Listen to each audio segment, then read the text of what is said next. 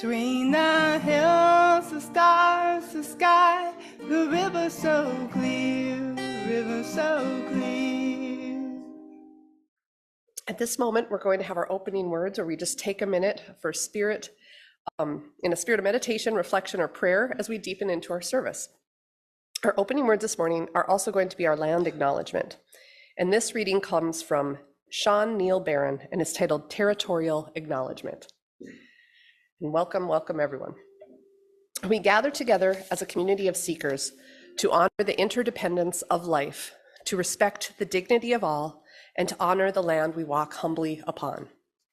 Friends, let us acknowledge that we walk upon the traditional territories of the Nueta, Hidatsa, Sanish, Dakota, Lakota, Tsitsias, Métis, and Anishinaabe peoples, the original nations of this land who continue to cry out for justice and self-determination. We are blessed with the space and opportunity to strive to live out our common principles, to bring justice, equity, and compassion to our daily lives, to resist all that threatens the earth and her people, and to live out our dream of a world community of peace, liberty, and justice for all. Let these thoughts carry us forth as we journey and worship together. Blessed be. We join Unitarians and Unitarian Universalists all over the world in lighting our chalice today. Would Ryder Peel please come forward to light the chalice, which is a symbol of the spark of life in each of us. If you are on Zoom and have your chalice with you, I invite you to turn on your video to share while we light them. We are in good company. Our chalice lighting words today are called In Faith by Sunshine Jeremiah Wolf. This is a congregation that gathers in faith, not faith in one religion or one God or any one way. We gather in faith of the power of diversity, the power of love, and the hope of a world transformed by our care. We gather in faith in ourselves and those around us, not a faith that requires perfection or rightness in one another, rather a faith that in our shared imperfection, we may learn to stumble and fall together. Faith that we will help one another to rise and to try again and again. We are Unitarian Universalists.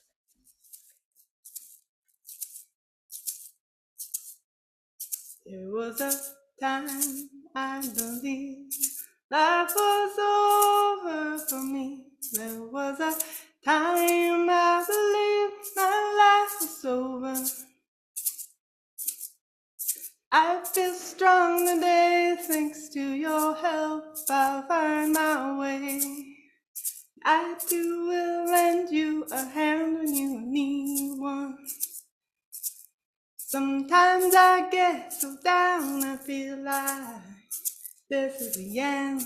Like there's no way in hell I can get over this mountain. Sun has come out beyond shadow of my doubt. I am walking on this earth stronger than ever. There was a time I believed there'd be no love for me. There was a time I believed there'd be no loving. I feel love today, thanks to your help, I'll find my way. I too will lend you a hand when you need one. Sometimes I get so down, I feel like this is the end. Like there's no way in hell I can get over this mountain. Sun has come out beyond shadow of my doubt. I am walking on this earth stronger than ever. The program that we have today, often for those visitors here, we have programs in person, we have people speaking to us, but we're fortunate enough to belong to a larger organization, the Unitarian Universalist Association, which also provides us some really great sermons and content from ministers around this region. So the Mid-America region it's called. And we like to leverage those because it's great to hear perspectives and hear from some of those trained leaders and ministers who have so much to say to us. So During last week, if you were here, we talked a little bit, we had a congregational meeting and we talked about the change as it relates to our principles and values. And if you look in your program, there's 7 principles here at the Unitarian Universalist Church that we sort of live by, and those are the Unitarian Universalist Association principles. There is conversation because we are a place that evolves and changes. For the last several years, they've been working on an 8th principle, and there's a lot of conversation around that. So our speaker today will touch on that a little bit. But she'll talk about a lot of other things too, really many things that's time to change.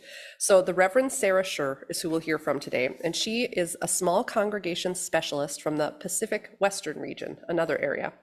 The Reverend Sarah Schurr was ordained in 2008, but she began her work as a faith leader many years before ordination by serving as a district board member, a new congregational organizer, and congregational consultant. She has 20 years of social work before she was called to the ministry, and she has extensive experience in organizational development and systems theory. After ordination, she worked for the Pacific Northwest District as their first Developmental Outreach Minister, bringing professional ministry to small congregations in Alaska and Oregon. And so today we'll hear from Reverend Schurr. Hello, good people. I want to tell you a little story today about a conversation I had with my eldest grandson, Everett. He is 3. In his preschool class, they'd been talking about chickens hatching out of eggs. All very interesting stuff. That evening, I asked if he wanted to watch a video of a real baby chicken being born out of their egg. He thought that sounded great, and YouTube provided exactly what we were looking for. Now, Everett is kind of a cautious and sensitive kid. When we started to watch the video, he noticed how the little chicken was working hard, was in some distress.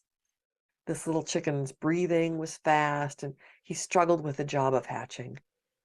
Everett got concerned, and he said to me, "And if the little chicken doesn't like it outside, he can go back inside his egg." I said to him, "No, when the little chicken is ready to hatch, he's too big for his egg. He has to come out. He has to, even if it's really hard." Yep, that's a metaphor for life, isn't it? And my mind went immediately to a reading I once heard from the Reverend Nancy Bowen. I didn't share this reading with Everett, but I'll share it with you now. It's from the Book of Awakening, Having the Life You Want by Being Present to the Life You Have by Mark Nepo. Confined and curled in the dark shell, half formed, the chick eats all its food and stretches to its contours of its shell. It begins to feel hungry and cramped. Eventually, the chick begins to starve and feel suffocated by the ever-shrinking space of its world. Finally, its own growth begins to crack the shell, and the world as the chick knows it comes to an end. The sky is falling. As the chick wriggles through the cracks, it begins to eat its shell. In that moment, growing but fragile, starving and cramped, its world breaking, the chick must feel like it's dying. Yet once everything it's relied on falls away, the chick is born. It doesn't die, but falls into the world. As a member of the congregational life staff in the Pacific Western region, I've talked to a lot of congregations in the past year or so who've been facing big changes of one kind or another. A number of lost important staff members, like religious educators or musicians or even ministers. And it's not always been easy to find applicants to fill those staff positions. And volunteers, they're even harder to find. And many congregations worry about how to get kids to return to youth programs. There's a lot of worry about how to get things back on track. And the last few years, wow, talk about changes in this world. When so many of us watched George Floyd die under the knee of a policeman, we can't unsee that. People who really didn't want to think about racism and how it acts in the world today could no longer pretend it was just a thing of another time, another place. Thousands, millions around the world took to the streets. We saw Black Lives Matter signs go up on the sides not only of churches, but cafes, sports arenas, shoe stores. At least where I live, they're still up. And we at the UUA, we're no longer looking at racism as that thing other people do. We're looking hard at how we are steeped in a culture of white supremacy, And by that, I mean we're steeped in a culture that assumes that white middle-class people like I come from, that that's the way of doing things that's usual and expected, and that ways of doing things other than that are somehow strange, maybe exotic. And the first draft is now available, the Article 2 Study Commission. The Article 2 Commission was charged with doing some major edits on the purposes and principles of the UUA. This newly proposed document speaks directly to our call to dismantle racism in all forms of oppression. This is a really big deal, my friends.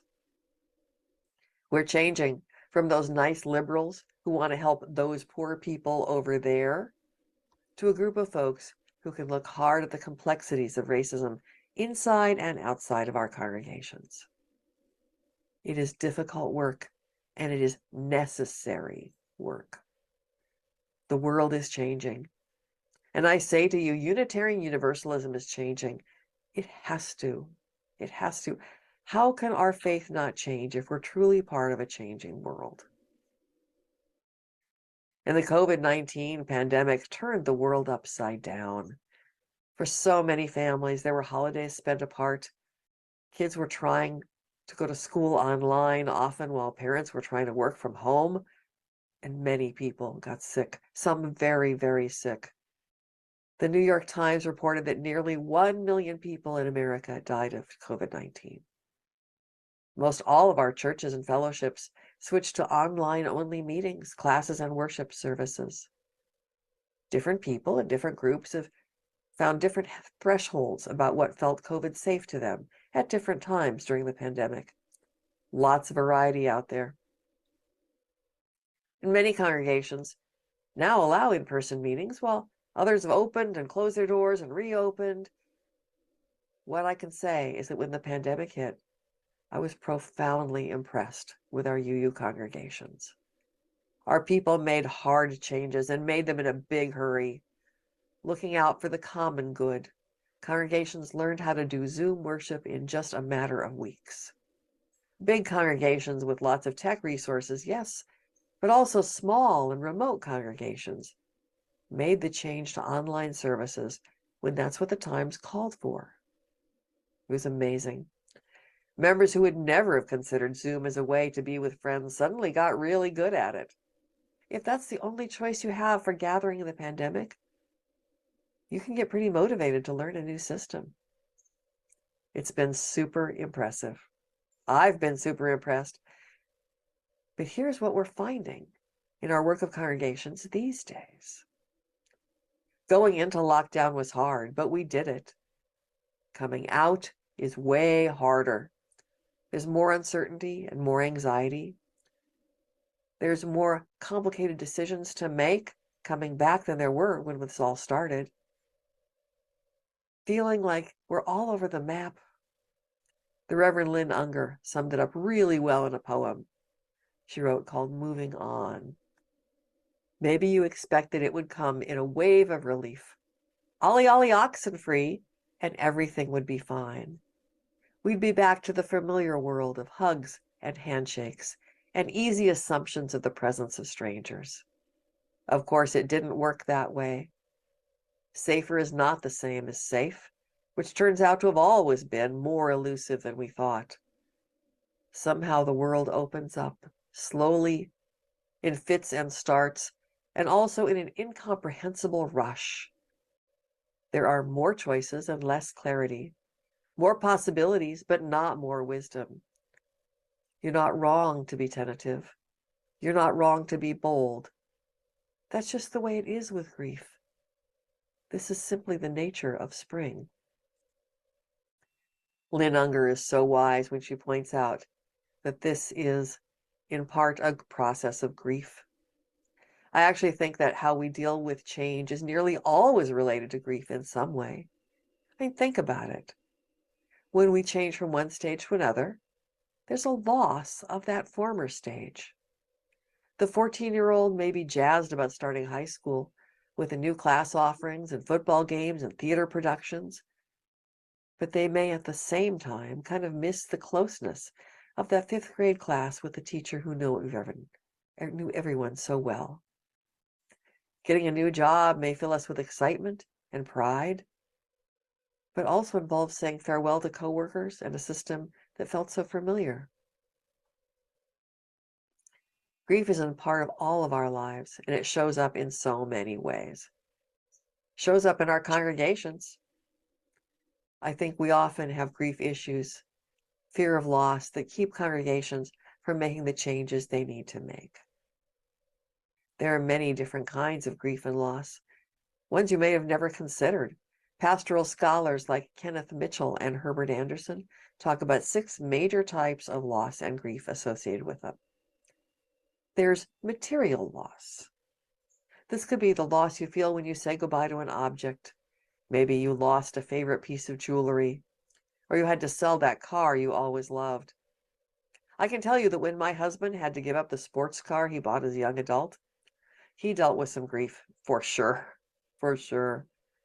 And for individuals, families, and congregations, they might feel a kind of loss when they move from one home to another.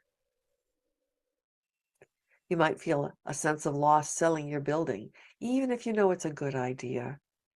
Saying farewell to a home, it can be hard, even if it's for a really good reason. There's relationship loss. This is when your buddy moves away or when a loved one dies. This is really common when congregations change ministers. People often miss the minister who was there when they joined, or the friends who befriended them when they were new.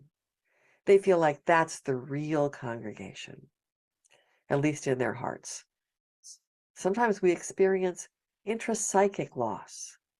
This is when we have a loss of an important image of ourselves, or we have to let go of a dream that was never fulfilled. I remember when I realized I was too old to be an Olympic athlete. I was only in my 20s when that happened, but I began to notice that that ship had just sailed for me, which is funny since I'd never been athletic to begin with. This intrapsychic loss has to do with how we see ourselves and our place in the world. For some people, it can feel like kind of a crisis of faith or a loss of identity. I think this is a big one for some white Unitarian Universalists of my generation when it relates to social justice issues. We really prided ourselves on being the good guys for justice work. Racism was what those other people had, like the KKK, the bad people. But now, realizing that racism is just part of the water we're all swimming in, that we can't escape the ways it has shaped us, even while we're still good people. This is hard. This is confusing and makes a lot of people uncomfortable. It requires reimagining ourselves and our place in the world. It is the intrapsychic loss of letting go of how we thought things worked in the world. There's functional loss. This is when we have some kind of changes in our body or illness that means we can't do things we used to do or can't do things that others do. This could include the loss people face with a new diagnosis of something like Parkinson's disease or progressive hearing loss. It's tough when you suddenly feel like your body has changed and is working against you in some ways now. Most of us with arthritic joints understand that feeling pretty well. And related to this can be role loss. This is when we experience a change in our place in the social network. A common example of this is retirement. Retirement can be hard for a lot of people, especially if they took great pride in their work or the job they had was a big part of their identity. They can be feeling a big role loss and sometimes a change of status. They're no longer the doctor, the judge, the principal. This also plays out very clearly in our congregations at times of change. For instance, a friend's church had a sexton who'd always taken very good care of their building, but when he was in his 80s, he could no longer climb the ladder to change the light bulbs. This was a difficult transition, as you can imagine.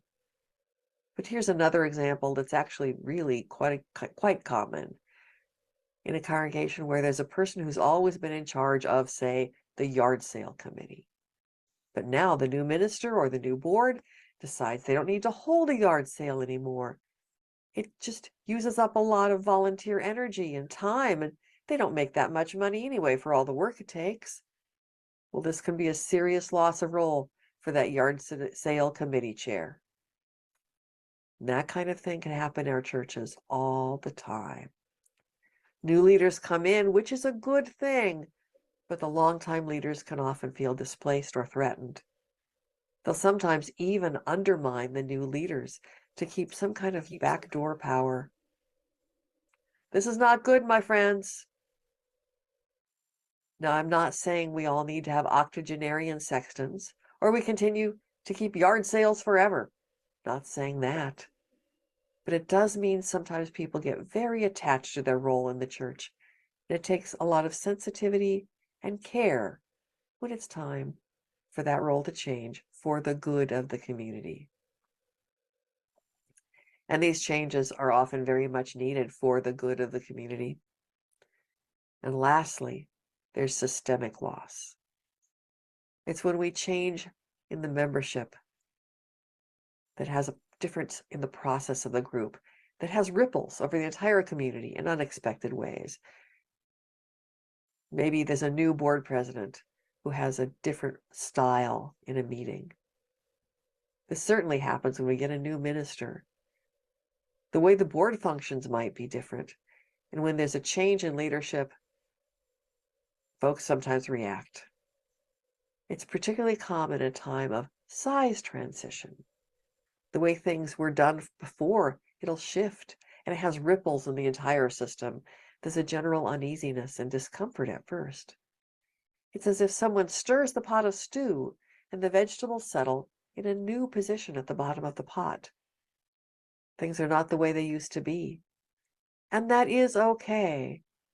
It's just how it is in the life of a great organization like your wonderful church. So change is hard. Change is hard in part because it involves grief. And grief is best handled by seeing it and acknowledging it, by giving it some space and time, by talking about the grief and being together with our feelings, by finding a way to reminisce without trying to bring back the past. The work of grief is the work of religious community, to be sure. It always has been. It is just the work we do. And you've faced grief as a congregation before. I'm sure you have. And I expect you have as individuals as well. And you will again. It's hard sometimes, but you have what it takes. I have absolute confidence that you have what it takes. So I took a walk down by the water at the local college campus a few weeks ago. I like to take walks there. School started way back in August. The kids have settled into their dorms and are feeling at home in the new space. The place where I walk is a college I attended when I was a young adult. I have a lot of memories at that place. Some memories of struggle, but more of friends and good times. One thing I always remember was the baby ducks in the spring and summer.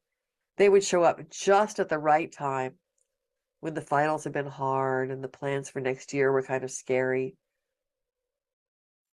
That time of life has a lot going on after all. Well, then the baby ducks would start peeping and swimming in the canyon. And for some reason, it always seemed to be a sign that life is good and life goes on. It's always something that gives me hope. And I saw baby ducks this last spring and summer when I walked in the canyon. It made me very excited. But I also got to think about that discussion I had with my grandson, Everett, about staying in the egg if it feels just too difficult to hatch. I realized that those little fluffy balls in the water, they'd each undergone an amazing feat of courage and strength within the last few weeks. They might not be strong to look at, but they are inspirational heroes. They made it out of their egg, even though it was hard. And within a week or so of hatching, they got into the water to swim around. So much in one little being's short life. But they couldn't stay in the shell and survive. hatching, falling into the world. It was necessary. It was not optional. They had to do it. And swimming, it's just part of what they do, part of their role in the universe. Changing is important for all of us. It's what we're doing all the time, like it or not. May we do it with courage and with sensitivity to the grief involved. May we choose to face our changes with fortitude and with grace. May it be so, my friends. So we will extinguish our chalice with these words by Eric Walker Wickstrom.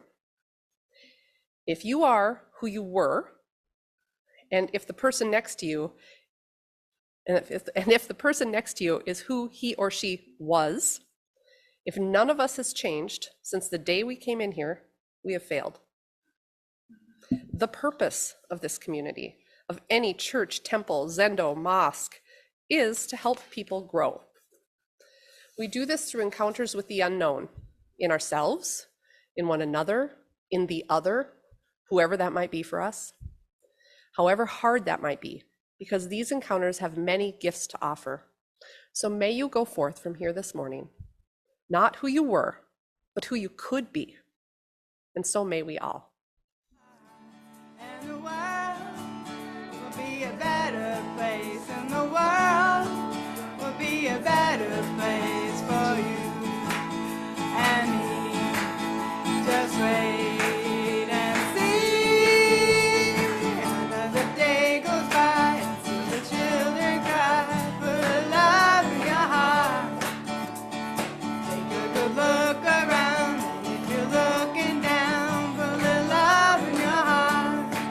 And the world will be a better place, and the world will be a better place for you and me. Just wait and see. Put a little love in your heart. Put a little love in your heart. Put a little love in your heart.